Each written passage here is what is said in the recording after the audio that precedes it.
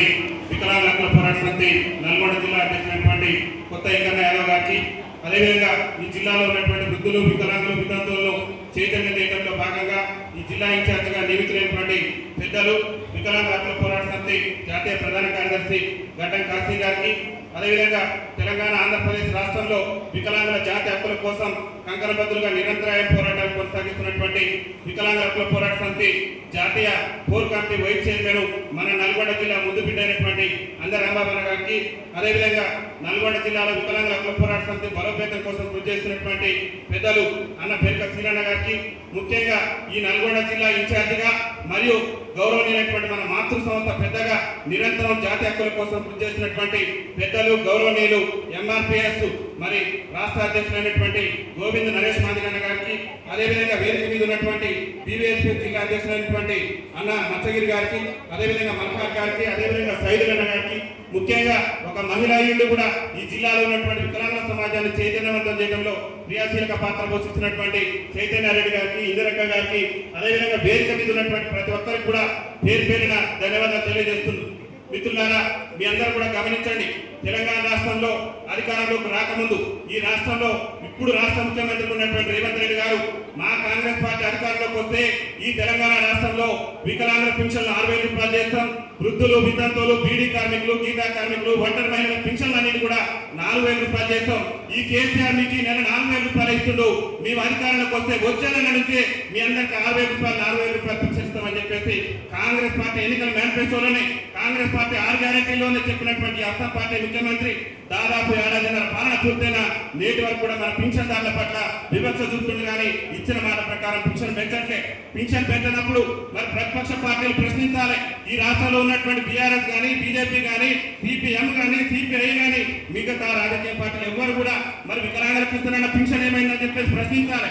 ఎందుకంటే ప్రతిపక్ష పార్టీలుగా రాజకీయ పార్టీల మీద బాధ్యత ఉంది, కానీ ఏ రాజకీయ పార్టీ కూడా మన ఓట్లతో గద్దెనెక్కుతున్నటువంటి ఏ రాజకీయ పార్టీ నాయకుడు కూడా మాట్లాడినటువంటి సందర్భంలో వికలాంగుల ఆత్మ బంధువుగా, మహజన సోషలిస్టు పార్టీ వ్యవస్థాపకులుగా నిరంతరం కూడా గుండె డబ్బుల పిల్లల హక్కుల కోసం, అదేవిధంగా ఆరోగ్యశ్రీ పథకానికి ఒక పూర్తిదాయగా మరి పోరాటం చేస్తున్నటువంటి మన వికలాంగుల ఆత్మ బంధువు గౌరవశ్రీ మందకృష్ణ మాదిగన్న గారు, మీరేం అధైర్యపడుతూ వికలాంగుల జాతి బిడ్డలారా, మీరేం అధైర్యపడుతూ వితంతు సోదరులారా, మీరేం అధైర్యపడుతూ వృద్ధ అమ్మలారా, అన్నలారా, నాన్నలారా అని చెప్పేసి మనందరి కోసం ఏదైతే రేవంత్ రెడ్డి ప్రభుత్వం అసెంబ్లీ ఎన్నికల సమయంలో హామీ ఇచ్చిందో ఆ హామీ నెరవేర్చి తక్షణమే పింఛన్ పెంచే విధంగా ఈ రాష్ట్ర ప్రభుత్వం మీద పెద్ద ఎత్తున పోరాటానికి సిద్ధమవుతామని చెప్పేసి గౌరవశ్రీ మందకృష్ణ మాదిగన్న గారు ఈ మధ్య కాలంలోనే తెలంగాణ రాష్ట్ర వ్యాప్తంగా ఉన్నటువంటి అన్ని వికలాంగుల సంఘాలు పిలిపించి మీకు జరుగుతున్న అన్యాయాన్ని ప్రశ్నించండి, నేను మీతో పాటు కలిసి ముందుకు నడిపిస్తానని చెప్పేసి అన్నగారు చెప్పిండు. ఆ సమయంలో అనేక సంఘాలు వచ్చినాయి, కానీ కొన్ని సంఘాలు వాళ్ళ స్వార్థ ప్రయోజనాల కోసం మద్దతు ఇచ్చినట్టు ఇచ్చి మళ్ళీ ఉపసంహరించుకున్నాయి. కానీ భారత వికలాంగుల హక్కుల పరిరక్షణ సమితి గౌరవశ్రీ మందకృష్ణ మాదిగ గారు ఏ నిర్ణయం తీసుకున్నా కానీ సంపూర్ణంగా మద్దతు ఇచ్చి మందకృష్ణ మాదిగ గారి నాయకత్వంలో ఎలాంటి పోరాటానికైనా సిద్ధంగా ఉంటుందని చెప్పేసి ఈ వేదిక మీద తెలియజేస్తున్నాం. ముఖ్యంగా మిత్రులారా, కాంగ్రెస్ పార్టీ చెప్పింది, కాంగ్రెస్ పార్టీ పిసిసి అధ్యక్షుల హోదాలో రేవంత్ రెడ్డి గారి ప్రభుత్వం పేర్కొన్నది. ఏం పేర్కొన్నదంటే కాంగ్రెస్ పార్టీ అధికారంలోకి వస్తే రాష్ట్రంలో వికలాంగుల పెన్షన్ 6,000 రూపాయలు చేస్తాం, రాష్ట్రంలో వికలాంగుల అట్రాసిటీ చట్టాన్ని సమర్థవంతంగా అమలు చేస్తామని చెప్పేసి రేవంత్ రెడ్డి గారు చెప్పిండు. రేవంత్ రెడ్డి గారి ప్రభుత్వంలోనే సీనియర్ ఐఏఎస్ అధికారులు ఉన్నటువంటి స్మితా సబర్వాల్ వికలాంగుల సమాజాన్ని కించపరిచే విధంగా వ్యాఖ్యలు చేస్తే ఈ రాష్ట్ర ముఖ్యమంత్రి నేటికి కూడా ఆమె మీద చర్యలు తీసుకోలేదు. రేవంత్ రెడ్డి గారిని నల్గొండ వేదిక నుంచి మేము ప్రశ్నిస్తున్నాం, అయాని వికలాంగుల హక్కుల చట్టం ఎంతవరకు సమర్థవంతంగా అమలు చేస్తున్నావు, స్మితా సబర్వాల్ మీద ఎందుకు చర్యలు తీసుకోలేదని చెప్పేసి రేవంత్ రెడ్డి గారి ప్రభుత్వాన్ని ప్రశ్నిస్తున్నాం. మిత్రులారా, ఎన్టీ రామారావు గారు ముఖ్యమంత్రి ఉన్నప్పుడే మనందరూ కూడా ఉత్తర మనకి 50% రాయితీతో బస్పాదులు ఇచ్చారు. కానీ వాళ్ళ రాష్ట్ర ముఖ్యమంత్రి రేవంత్ రెడ్డి గారు వాళ్ళ మేనిఫెస్టోలో మేము అధికారంలోకి వస్తే వికలాంగులందరూ కూడా ఉచిత రవాణా సౌకర్యం కల్పిస్తానని చెప్పిండు. ఒక పక్క 6 గ్యారెంటీలో భాగంగా మహిళలందరికీ ఉచిత రవాణా సౌకర్యం కల్పించిన ఈ రాష్ట్ర ముఖ్యమంత్రి రేవంత్ రెడ్డి ఈ రాష్ట్రంలో దుర్భర జీవితాలు గడుపుతూ ఏళ్ల తరబడి ఎప్పటి నుంచో ఎన్టీ రామారావు ముఖ్యమంత్రిగా ఉన్నప్పటి నుంచే ఆఫ్ ఛార్జీతో ప్రయాణం చేసినటువంటి వికలాంగుల సోదరులకు నేటికి ఉచిత రవాణా సౌకర్యం కల్పించకుండా మన వికలాంగుల సమాజం పట్ల విమర్శ ప్రదర్శిస్తున్నాడు. ఇందరమ్మ ఇళ్లలో వికలాంగుల ప్రాధాన్యత ఇస్తున్నాడు, కనీసం కాంగ్రెస్ పార్టీ వికలాంగులు కూడా ఇల్లు ఇవ్వకుండా వికలాంగుల సమాజం పట్ల వివక్ష ప్రదర్శిస్తున్నాడు. ముఖ్యంగా మిత్రులారా, మీరందరూ కూడా ఆలోచన చేయండి.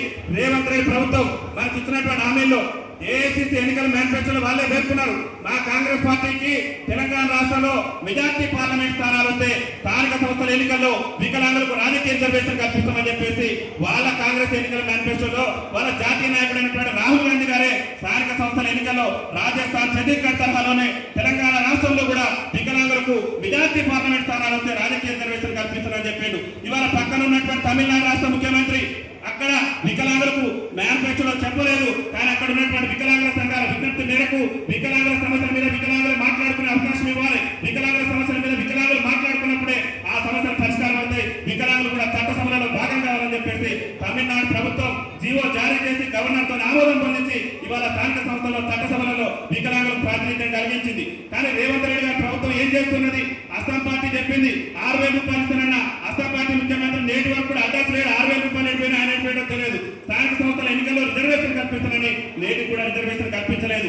అదేవిధంగా వికలాంగుల సమాజంలో కండర క్షీణిత వ్యాధులు పక్కనే ఉన్నటువంటి ఆంధ్రప్రదేశ్ రాష్ట్రంలో ఏదైతే తీవ్ర వైకల్యం కలిగినటువంటి వికలాంగులు మంచానికే పరిమితమైనటువంటి వికలాంగులకు పక్కనున్న చంద్రబాబు నాయుడు గారు 15,000 రూపాయలు ఇస్తుంటే ఈ రాష్ట్ర ముఖ్యమంత్రి 4,000 రూపాయలు ఇస్తూ మన పట్ల విమర్శ ప్రదర్శిస్తున్నాడు.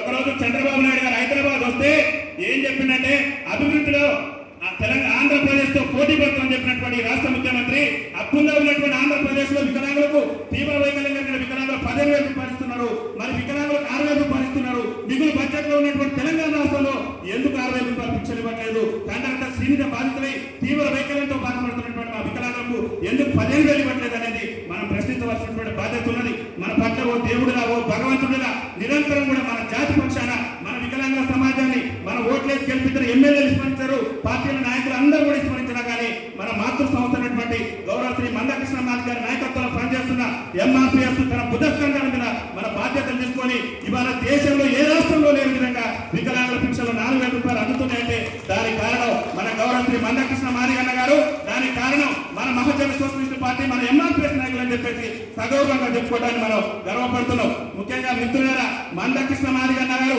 పద్మశ్రీ అవార్డు వచ్చిన నాకు పద్మశ్రీ గారు కావాల్సింది ప్రజా సమస్యల పరిష్కారమే నా ఏజెండా అని చెప్పేసి ఇవాళ మన కోసం కళ్ళకు నిద్ర లేకుండా అన్న నిరంతరం కూడా అన్ని జిల్లాల్లో కూడా పర్యటిస్తూ అన్ని జిల్లాల్లో చైతన్యం చేస్తుండు. కాబట్టి మనందరం కూడా గ్రామాల్లో ఉన్నటువంటి వృద్ధులు వితంతువులు వికలాంగులు అందరూ కూడా చైతన్యం చేసి రేపు హైదరాబాద్ కేంద్రంగా ఈ తెలంగాణ రాష్ట్ర ముఖ్యమంత్రి రేవంత్ రెడ్డి మెడలు వచ్చే విధంగా లక్షలాది హైదరాబాద్ తరలి వెళ్ళాలి. ఆగస్టు 13వ తారీఖు మనం మన జనాభాను చూసి ఈ నల్గొండ సదస్సు చూసే ముఖ్యమంత్రి గుండెలో రైలు పరిగెట్టాలి. అదేవిధంగా హైదరాబాద్ లో జరిగేటటువంటి సదస్సుకు ఉమ్మడి నల్గొండ జిల్లా అంటేనే ఉద్యమాల జిల్లా కాబట్టి మరి ఈ జిల్లా నుంచి మీరందరూ కూడా పెద్ద ఎత్తున ముఖ్యంగా ఒంటరి మహిళలు పింఛన్ అనేటువంటి కొత్తగా రేవంత్ రెడ్డి ముఖ్యమంత్రి ఇప్పటికీ 7.5 పాలన పూర్తయింది. రాష్ట్రంలో ఒక్క నూతన పింఛన్ కూడా ఇవ్వలేదు కాబట్టి ఈ నూతన పింఛన్ రానోళ్ళు వితంతువులు బీడీ కార్మికులు గీతా కార్మికులు ఒంటరి మహిళలు అందరూ కూడా పెద్ద ఎత్తున హైదరాబాద్ తరలి వచ్చి ఈ రేవంత్ రెడ్డి ప్రభుత్వం మెడవచ్చి గౌరవ శ్రీ మందకృష్ణ మాది గారి నాయకత్వంలో 6,000 15,000 రూపాయలు సాధిస్తుందని చెప్పేసి తెలియజేస్తూ నాకు ఈ అవకాశం ఇచ్చిన పెద్దలందరికీ మరోసారి ధన్యవాదాలు తెలియజేస్తున్నాను.